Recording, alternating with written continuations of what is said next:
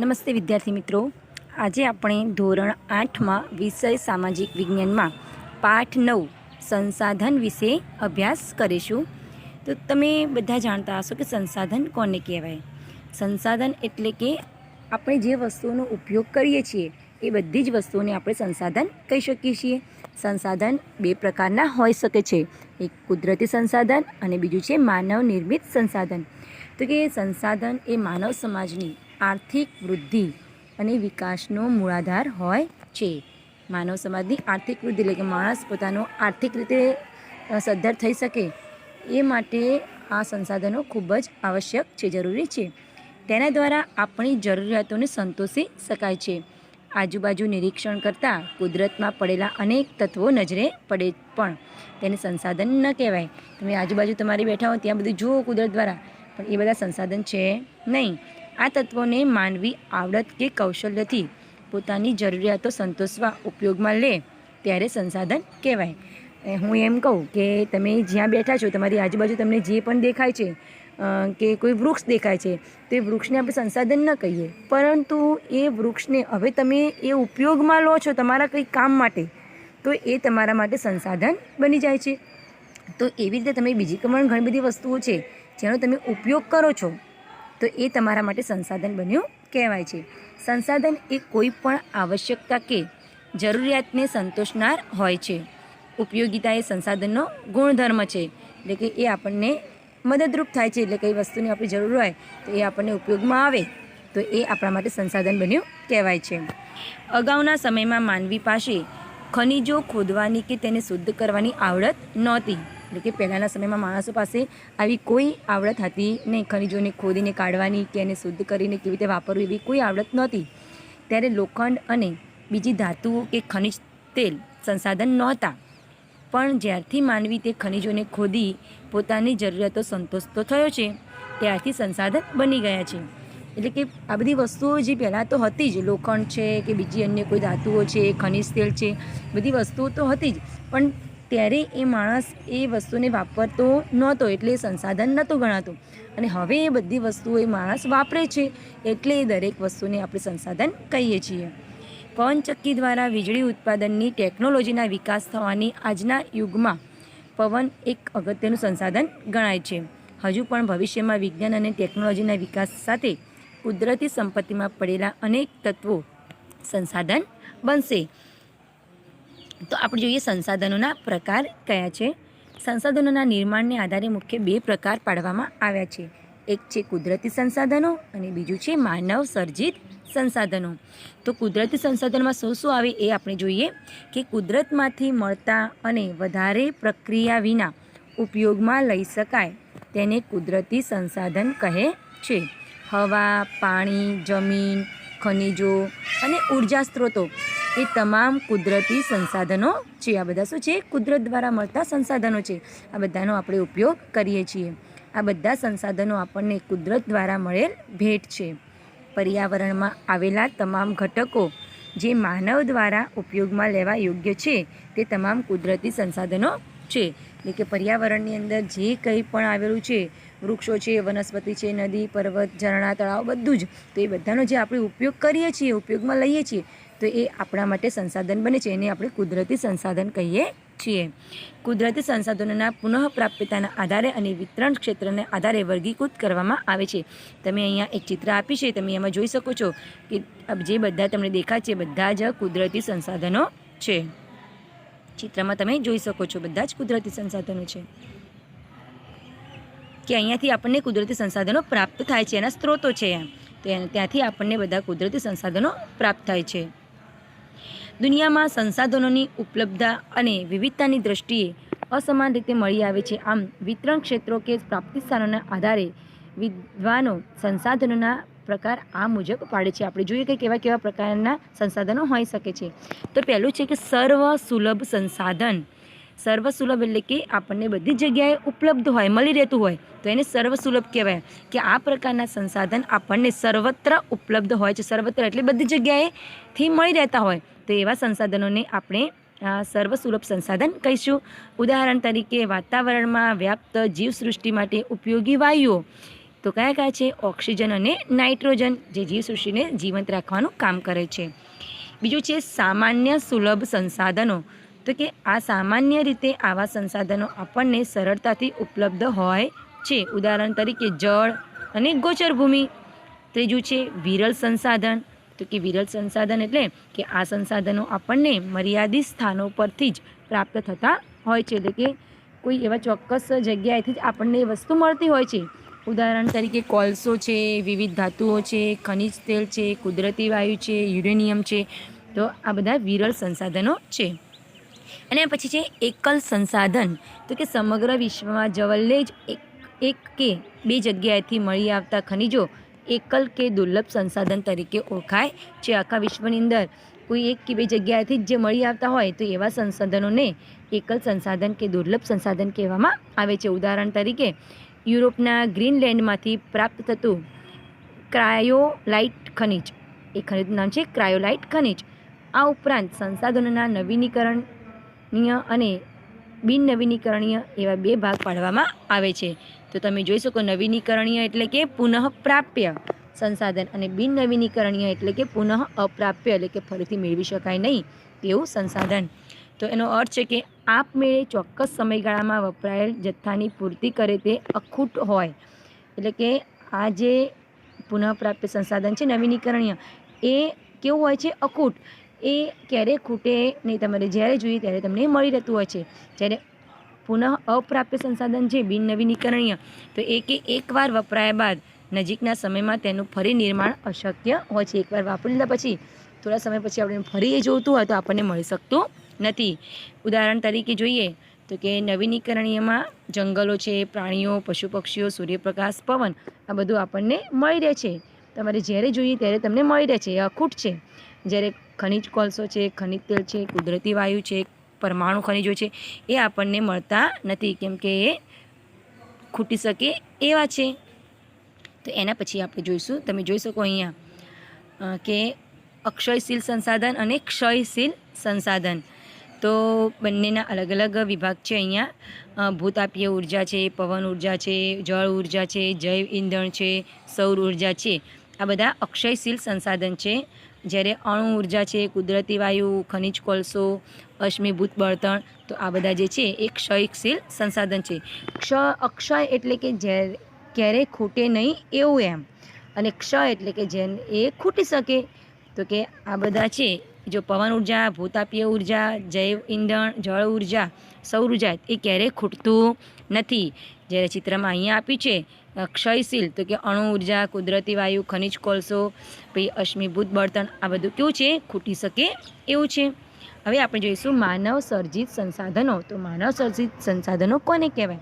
તો કોઈ પણ કુદરતી તત્વોને માનવ પ્રયત્નો દ્વારા પ્રક્રિયા કરી તેના ગુણધર્મોમાં ફેરફાર કરી ઉપયોગમાં લેવા યોગ્ય બનાવાય તેને માનવ સર્જિત કે માનવ નિર્મિત સંસાધન કહેવામાં આવે છે. કુદરતી રીતે મળી આવતા ચૂનો, ચીરોડી વગેરે જેવા તત્વો પર પ્રક્રિયા કરી સિમેન્ટ બનાવાય ત્યારે તે માનવ સર્જિત સંસાધન કહેવાય છે. તમે વિચારી શકો કે ચૂનો અને ચીરોડી જે છે એની એ બે જે તત્વો છે એની પર પ્રક્રિયા કરવામાં આવે છે અને એમાંથી સિમેન્ટ બનાવવામાં આવે છે. તો એ સિમેન્ટ બનાવી એ કયું કહેવાય કે માનવ સર્જિત સંસાધન કહી શકાય. આ સિવાય તેવા અન્ય ઉદાહરણો જેવા કે વિદ્યુત છે, મકાનો છે, સડક, પુલ, બોગદા, ટેકનોલોજી વગેરે માનવ સર્જિત સંસાધનોના ઉદાહરણો છે. પોતાની જરૂરિયાતોને સંતોષવા માનવી પૃથ્વી સપાટીને પણ આવશ્યકતા મુજબ બદલી ઉપયોગમાં લે છે. ખેતીના વિકાસ માટે પર્વતીય ઢોળાવો પર પગથિયા આકારના ખેતરો અને નદીઓના ખીણ વિસ્તારોમાં બહુહેતુક યોજનાઓ બનાવે છે. આમ માનવ સર્જિત સંસાધનોની યાદી ઘણી લાંબી છે. તમે વિચારી શકો કે માણસે શું નથી કરી શકતા કે ખેતી કરવા માટે, ખેતીનો વિકાસ સારી રીતે થાય એ માટે એ લોકો પહાડો પણ ખોદી અને પહાડો ઉપર પણ જે થોડી થોડી જમીન દેખાતી હોય તો એ જમીનની ઉપર પણ પગથિયા આકારના ખેતરો બનાવી એ પોતે ખેતી કરતા હોય છે. હવે એના પછી આપણે જોઈશું માનવ સંસાધન. તો કે જગતમાં સંસ્કૃતિનું નિર્માણ કરનાર માનવ પોતે જ એક સશક્ત સંસાધન છે. કે આખી સંસ્કૃતિનું નિર્માણ કરવાવાળો માણસ પોતે જ એક સશક્ત મજબૂત સંસાધન ગણાય છે. જે કુદરતના વિવિધ તત્વોને પોતાના જ્ઞાન અને આવડત થકી સંસાધનના સ્વરૂપે વાપરે છે. એ માણસ કુદરતના જે વિવિધ તત્વો આપણને મળેલા છે તો એ વિવિધ તત્વોને પોતાનું જ્ઞાન અને બુદ્ધિ અને આવડતના કારણથી જ એ સંસાધનોને એ પોતાના ઉપયોગ તરીકે વાપરે છે. એટલે કે એને ખ્યાલ હોય કે કઈ વસ્તુ મારે કયા કામમાં આવવાની છે તો એ પ્રમાણે એ પોતે ઉપયોગ કરે છે. તે સંસાધનોને બનાવનાર અને વાપરનાર વપરાશ કરનાર બંને છે. એટલે કે મનુષ્ય જે પોતે છે એ સંસાધનો બનાવે પણ છે અને સંસાધનોનો વપરાશ પણ કરે છે. તો આ પ્રક્રિયામાં માનવ પોતાની બુદ્ધિ ક્ષમતા મુજબ કુદરત દ્વારા પ્રાપ્ત તત્વોમાંથી ઉત્તમ તત્વો પોતે પસંદ કરે છે. આપણે કુદરતી સંપત્તિનો મહત્તમ ઉપયોગ ત્યારે જ કરી શકીએ કે જ્યારે આપણી પાસે તે માટેના કૌશલ્યો આવડત જાણકારી કે ટેકનોલોજી હોય. કુદરતી સંપત્તિ તો આપણી પાસે ઘણી બધી હોય પણ આપણે એનો ઉપયોગ ક્યારે કરી શકીએ કે જ્યારે આપણી પાસે એવા કૌશલ્ય હોય બુદ્ધિ હોય આવડત હોય એ વિશેની જાણકારી આપણને હોય તો જ આપણે એ બધી વસ્તુનો ઉપયોગ કરી શકીએ છીએ. શિક્ષણ અને આરોગ્યની સેવાઓ દ્વારા માનવને એક વિશિષ્ટ પ્રકારનું સંસાધન બનાવે છે. માનવીની સંસાધન બનવાની આ પ્રક્રિયાને માનવ સંસાધન વિકાસ કહેવામાં આવે છે. હવે આપણે જોઈશું ભૂમિ. ભૂમિ એટલે જમીન. તો ભૂમિ તમામ સંસાધનોમાં ઉપયોગિતાની દ્રષ્ટિએ મોખરાનું સ્થાન છે. જમીન બધા જ ઘણા બધા સંસાધનો જે આપણને જમીનમાંથી જ મળતા હોય છે. પૃથ્વી સપાટીના કુલ ક્ષેત્રફળના લગભગ 29% ભાગ ભૂમિ દ્વારા રોકાયેલો છે. સમગ્ર પૃથ્વીના ક્ષેત્રફળની તુલનામાં આ પ્રમાણ અલ્પ લાગે એટલે કે થોડું લાગે છે પણ આ પૈકી કેટલોક ભાગ માનવ વસવાટની દ્રષ્ટિએ અનુકૂળ નથી. દુનિયામાં ભૂમિ અને આબોહવાના વૈવિધ્યને કારણે જ વસ્તી ગીચતા પર અસર પડે છે. જે પ્રદેશો માનવ વસવાટ માટે યોગ્ય છે ત્યાં વસ્તી ગીચતા વધારે જોવા મળે છે. કે જે પ્રદેશો તમે જોશો કે જે પહાડી વિસ્તાર છે ત્યાં માનવ વસવાટ બહુ ઓછો તમને જોવા મળશે. કેમ કે ત્યાં લોકોને સારી એવી સગવડો પ્રાપ્ત થતી નથી માટે ત્યાં તેની વસ્તી બહુ ઓછી જોવા મળે છે. આથી ઉલટું રણ પ્રદેશો છે ગાઢ વનો છે અને પર્વતીય ભૂપૃષ્ઠ ધરાવતા ક્ષેત્રોમાં વસ્તીની ગીચતા ઓછી હોય છે. કેમ કે રણ પ્રદેશોની અંદર કે ગાઢ જંગલની અંદર એમને માણસોને જે કંઈ સુવિધાઓ મળે છે એ મેળવી શકતા નથી માટે ત્યાં વસ્તી બહુ ઓછી જોવા મળે છે.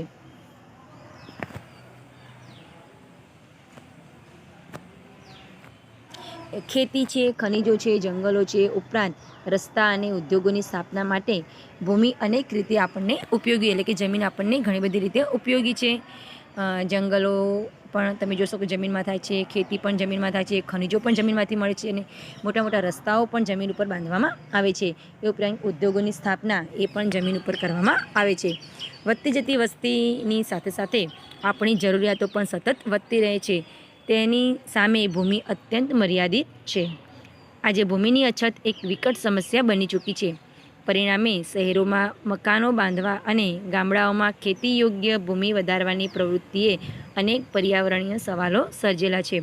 ભૂમિની જરૂરિયાત સંતોષવા માટે માનવીએ જંગલોનું નિકંદન કાઢ્યું છે કે જમીન રહી નથી. હવે બધી જમીનો ઉપર લોકોએ શું કર્યું છે કોન્ક્રીટના જંગલો બનાવ્યા એટલે કે મોટા મોટા મકાનોને બધું બનાવી દીધું છે ઉદ્યોગો સ્થાપ્યા છે એટલે સારી ખેતીલાયક જમીન હવે રહી નથી અને ભૂમિની જરૂરિયાત છે હજી લોકોની તો એ જરૂરિયાત સંતોષવા માટે માણસ હવે શું કરે છે જંગલોને કાપે છે. હવે આપણે જોઈશું જળ. જળ એટલે પાણી. તો જળ એ જીવન છે. એ યુક્તિ સૂચવે છે કે સજીવ સૃષ્ટિનો આધાર જળ છે. દરેક જીવને જીવવા માટે પાણીની જરૂર હોય જ છે. અર્થાત જળ એ અગત્યનું કુદરતી સંસાધન છે. પૃથ્વીના ગોળાનું નિરીક્ષણ કરતાં જણાશે કે લગભગ 3/4 ભાગ પર પાણી અને માત્ર લગભગ 1/4 ભાગ પર ભૂમિ છે. એટલે કે 97% ભાગનું પાણી છે અને 3% ભાગમાં જ એટલે કે જમીનનો ભાગ છે. એક રીતે જોઈએ તો જળ જથ્થો ઘણો વધારે છે પણ સમુદ્રો અને મહાસાગરોમાં રહેલું પાણી ખારું છે. પાણી તો ઘણું બધું છે પરંતુ બધું પાણી કેવું છે ખારું છે. જ્યારે ઉપયોગી એવા મીઠા પાણીનો જથ્થો માત્ર 2.7% જેટલો નજીવો છે એટલે કે બહુ ઓછો છે. પીવા માટેનું પાણી બહુ જ ઓછું છે એમ. વળી આ જથ્થામાંથી મોટો ભાગ ઊંચા પર્વત શિખરો હિમ નદીઓમાં એન્ટાર્કટિકા અને આર્કટિકમાં બરફ રૂપે છે. એમાંથી જે 2.7% પાણી પીવા માટે છે એમાંથી પણ ઘણું બધું પાણી તો જે છે એ હિમ પ્રદેશો ઉપર બરફથી છવાયેલું છે. તો જેના કારણથી આપણી પાસે જો કહેવા જઈએ તો માત્ર ને માત્ર 1% પાણી પીવા લાયક છે. તેમાંથી આપણી પાસે માત્ર 1% જેવો અલ્પ મીઠા પાણીનો જથ્થો ભૂમિગત જળ નદી સરોવરો કે ઝરણા રૂપે ઉપલબ્ધ છે. તો કે આ જથ્થો આપણી જરૂરિયાતો જેવી કે ખેતી માટે, સિંચાઈ, પીવા, વાપરવા અને ઉદ્યોગો માટે વપરાય છે. નદીઓ પર બંધ બાંધી જળ વિદ્યુત પેદા કરી શકાય છે. આજે દુનિયાના વિવિધ ભાગોમાં દક્ષિણ અમેરિકા, આફ્રિકાના મોટાભાગના પ્રદેશો, મધ્ય પૂર્વ એશિયા, ઓસ્ટ્રેલિયા સહિત વગેરે પ્રદેશોમાં પીવાના પાણીની ભારે તંગી વર્તાઈ રહી છે. ભારતમાં ગુજરાતના સૌરાષ્ટ્ર, કચ્છ, ઉત્તર ગુજરાત તથા રાજસ્થાનના જેસલમેર અને બાડમેર જિલ્લા, દખ્ખણના ઉચ્ચ પ્રદેશનો મધ્ય ભાગ વગેરે ક્ષેત્રો ઉનાળામાં પીવાના પાણીની તીવ્ર તંગી અનુભવે છે. કે આ બધા પ્રદેશોમાં ઉનાળાની અંદર પીવાનું પાણી ખૂબ જ ઓછું મળે છે. આ વિસ્તારોમાં સમયાંતરે અછત કે દુષ્કાળની સ્થિતિ સર્જાય છે. જળ તંગી માટે વસ્તી વિસ્ફોટ, રોકડિયા પાકોનું વધતું જતું વાવેતર, આધુનિક જીવનશૈલી, શહેરીકરણ, ઉદ્યોગો, નવીનીકરણ જેવા પરિબળો મુખ્યત્વે જવાબદાર છે. તો પાણીની તમે વિચારી શકો કે પાણીની તંગી માટે કેટલા બધા કારણો જવાબદાર છે, જેથી આપણે શું કરવું જોઈએ તો કે આપણે પાણીનો બચાવ કરવો જોઈએ. કુદરતી વનસ્પતિ અને વન્યજીવન. પોતાની જાતે ઉગનારી વનસ્પતિ એને કુદરતી વનસ્પતિ કહેવાય, જેમાં વેલા છે, છોડવા છે અને વૃક્ષોનો સમાવેશ થાય છે. તેને કુદરતી વનસ્પતિ આપણે કહીએ છીએ. તે વિવિધ ભૌગોલિક સંજોગોમાં જુદા જુદા આકાર, સ્વરૂપ અને ઊંચાઈમાં જોવા મળે છે. વૃક્ષો અને ઝાડીઓથી આચ્છાદિત વિશાળ ભૂભાગોને સામાન્ય રીતે જંગલ કહેવામાં આવે છે, જેમાં કુદરતી વનસ્પતિનું પ્રમાણ વિશેષ હોય છે. સમુદ્ર સપાટીથી ઊંચાઈ અને આબોહવાની વિવિધતાને કારણે કુદરતી વનસ્પતિની સંરચના અને સ્વરૂપમાં વિવિધતા જોવા મળે છે. તે જ આધાર બનાવી તજજ્ઞો વનસ્પતિનું વર્ગીકરણ કરે છે. જીવાવરણમાં એક સજીવ બીજા સજીવ સાથે પરસ્પર જોડાઈને પોતાનું અસ્તિત્વ ટકાવે છે. આપણે તેને પરિસર તંત્ર તરીકે ઓળખીએ છીએ. વનસ્પતિ આપણી અનેક જરૂરિયાતો પૂરી કરે છે. ઉપરાંત તે પ્રાણી સૃષ્ટિને આવાસ અને ખોરાક પૂરા પાડે છે. તમે જોઈ શકો છો કે વનસ્પતિ આપણા માટે કેટલી ઉપયોગી છે. તે દરેક પ્રાણી સૃષ્ટિને આવાસ એટલે રહેવા માટે અને ખોરાક પણ એ પૂરો પાડે છે. વાતાવરણમાં રહેલા ઓક્સિજન અને કાર્બન ડાયોક્સાઇડનું સંતુલન, ઇમારતી અને બળતણનું લાકડું, જમીન ધોવાનો અટકાવ, ભૂગર્ભ જળની જાળવણી, વિવિધ ફળો, ઔષધિઓ, ગુંદરો, ઉદ્યોગો માટે કાચો માલ જેવી અનેક આપણી વિવિધ જરૂરિયાતો જંગલો સંતોષે છે. કે જંગલોમાંથી આપણને ઘણી બધી વસ્તુઓ પ્રાપ્ત થાય છે. વિવિધ પશુ પંખીઓ, કીટકોનો સમાવેશ વન્ય જીવનમાં થાય છે. તેમાંથી આપણને માંસ, ચામડા, રૂંવાટીવાળી ખાલ, ઊન વગેરે પ્રાપ્ત થાય છે. મધમાખી જેવા કીટકો આપણને મધ આપે છે અને ફૂલોના પરાગનયનમાં મહત્ત્વની ભૂમિકા ભજવે છે. પક્ષીઓ વિવિધ કીટકોનો આહાર કરી તેની સંખ્યાને નિયંત્રિત રાખવાનું કામ કરે છે અને પરિસર તંત્રમાં દરેક નાના મોટા સજીવની અનન્ય ભૂમિકા હોય છે. તો હવે આટલું, આના પછી આપણે ફરી બીજા ભાગની અંદર આપણે જોઈશું.